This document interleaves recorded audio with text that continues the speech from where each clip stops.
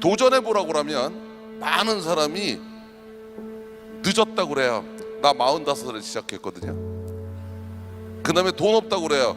5천만 원 가지고 시작했어요. 그 다음에 그쪽 분야의 전문가가 아니라고 그래요. 나는 생명공학과, 약학과, 의학을 다 독학한 사람이에요. 그런데 그런 거는 전부 핑계일 뿐이에요.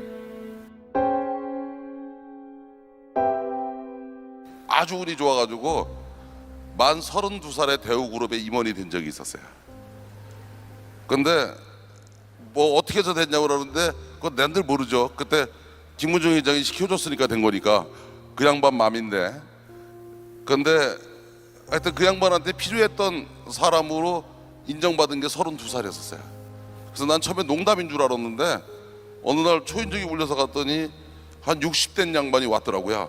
그래서 당신 누구냐니까 오늘부터 당신을 모시기로 한 기사라는 거야. 그래가지고 회사로 출근해야 되니까 모시러 왔대.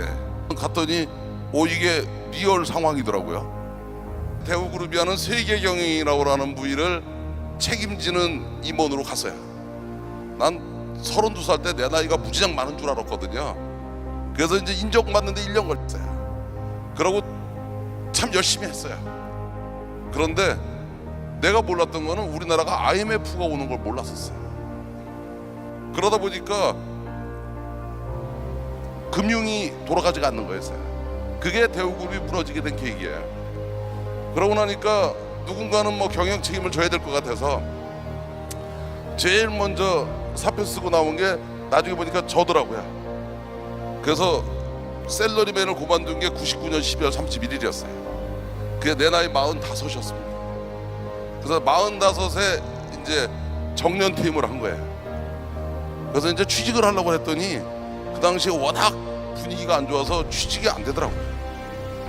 그래서 이제 백수가 2000년 1월 1일 날 이제 백수가 됐는데 백수가 됐더니 여러 사람들이 뭐 전화가 오는데 특히 처갓집 식구들이 전화를 많이 해주더라고요.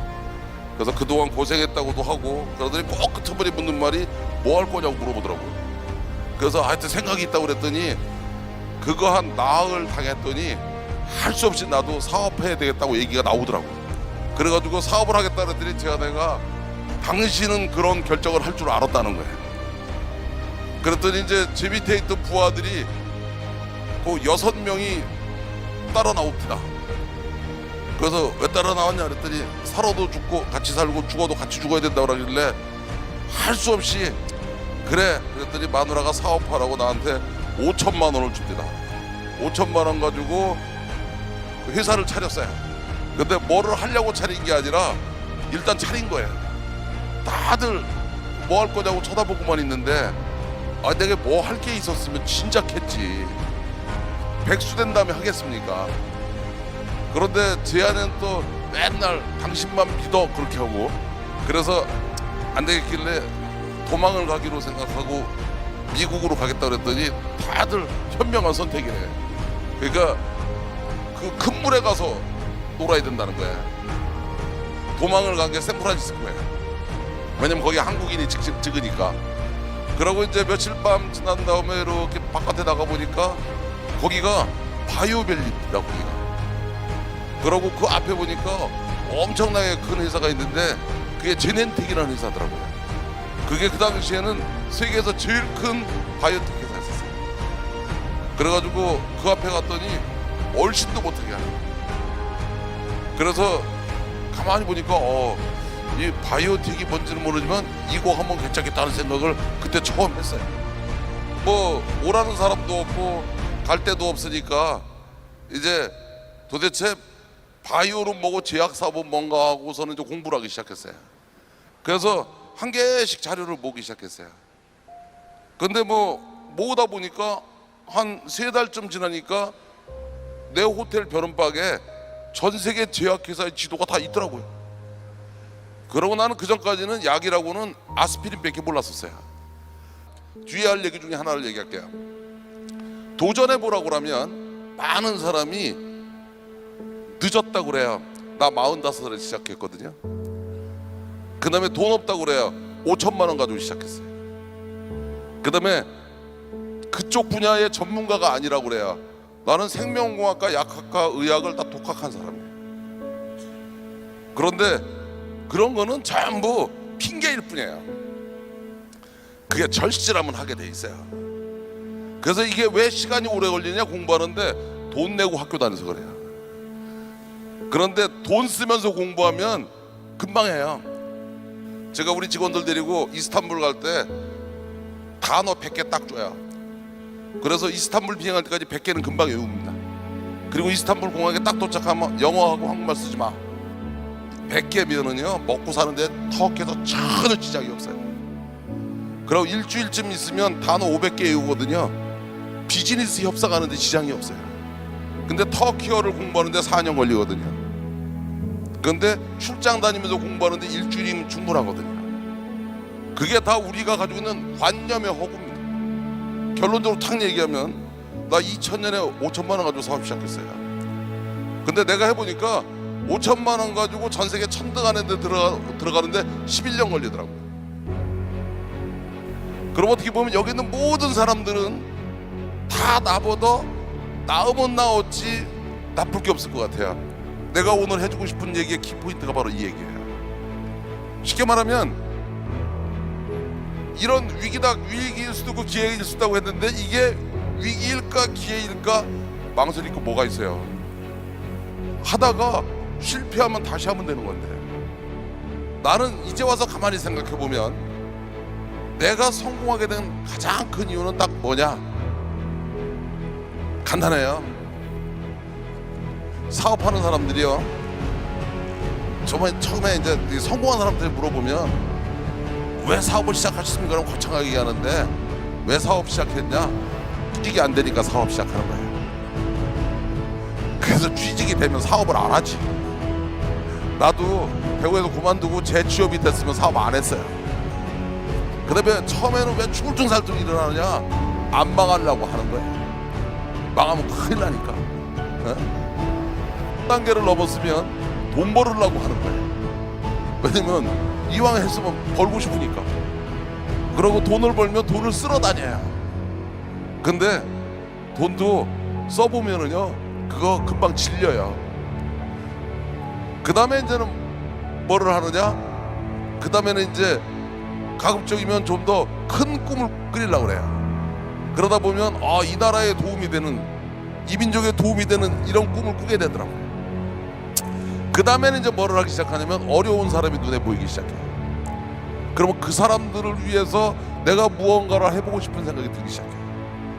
요새는 내가 어떤 생각이 드냐? 요새 제 나이가 이제 올해 진갑이 되니까 62이에요.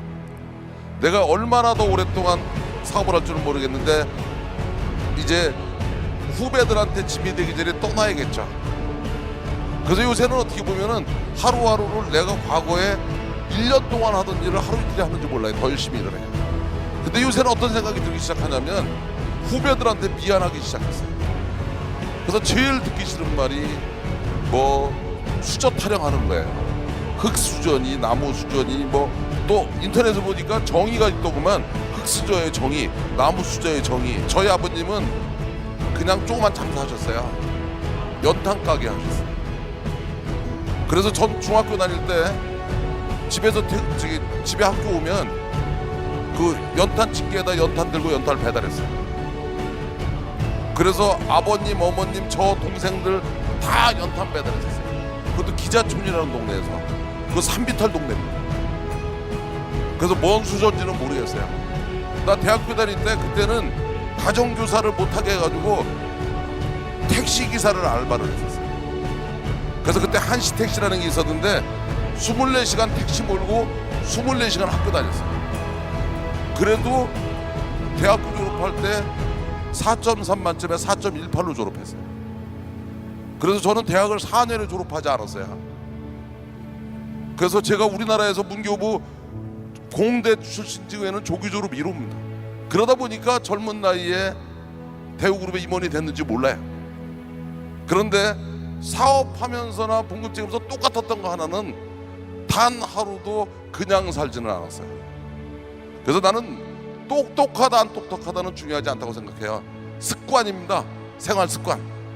특히 뒤에 있는 학생들, 젊은 사람들, 여기도 젊은 사람들 많이 있잖아요. 젊은 사람들이 제일 가지고 있는 큰 재산은 뭐냐? 젊은 시절에 있는 하루의 시간입니다. 내 경험은 잘난 척하고 하려고 한 게 아니라 여러분도 할 수 있다는 얘기 해주려고 한 거예요. 마음만 먹으면 여러분은 할 수 있다는 얘기입니다. 오늘 여기서 오신 분들이 이제 여러 사람들의 이야기를 들었죠. 각자들 뭐 이렇게 하는 사람 얘기도 듣고 저렇게 하는 사람 얘기도 듣고 다 들었는데 공통적인 거는 다 평범했던 사람들인 거예요.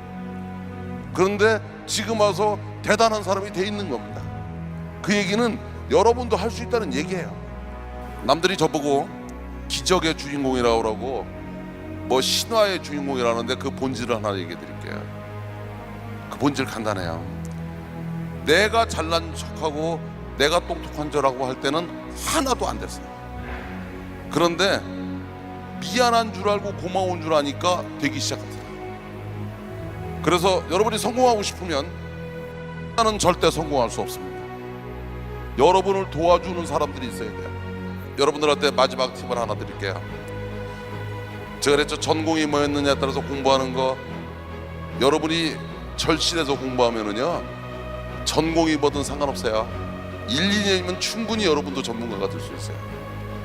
여러분이 성공하고 싶은데 돈은 많으면 좀 쉬울 뿐이지 돈이 없어서 못하는 거 아니에요. 나이는 젊었을 때면 좀 더 유리하겠지만 나이도 절대 조건이 아닌 거예요. 제일 중요한 거는 여러분을 도와줄 사람들이 있어야 됩니다. 근데 여러분을 도와줄 수 있는 사람들은 다 누구냐?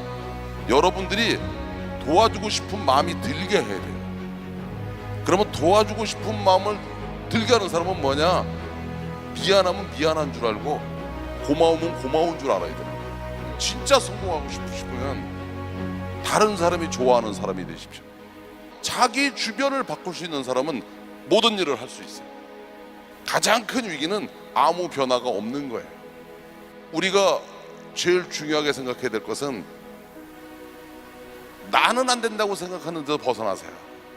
흙수저 타령 이런 거 그만하세요.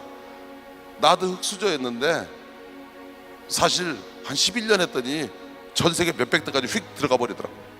근데 한 가지 확실한 거는 전 세계 별거 아니에요. 도전하시는 게 중요해요. 그리고 또 도전하면 언제까지 하는 거냐? 성공할 때까지 가는 거예요. 그래서 실패란 단어는 없는 겁니다. 아직 성공하지 않은 거지. 실패라는 말은 관뚜껑 닫기 바로 직전에 쓰는 거예요. 근데 불가능이라는 단어, 불가능이 어디 있어요? 어려운 거지. 어려운 거는 자고 일어나면 다시 하면 되는 거예요. 내가 해본 경험으로는 절박하면, 절실하면 이겨내게 돼 있어요. 그래서 시작하면 꼭 성공해요. 다만 일찍 하느냐 늦게 하느냐 차이는 있을지 몰라도. 그래서 그런 자신감을 갖는 게 좋을 거라고 생각해요. 그 다음에 도전을 해야지 열정이 생기는 것이지 열정은 누가 주는 선물이 아닙니다.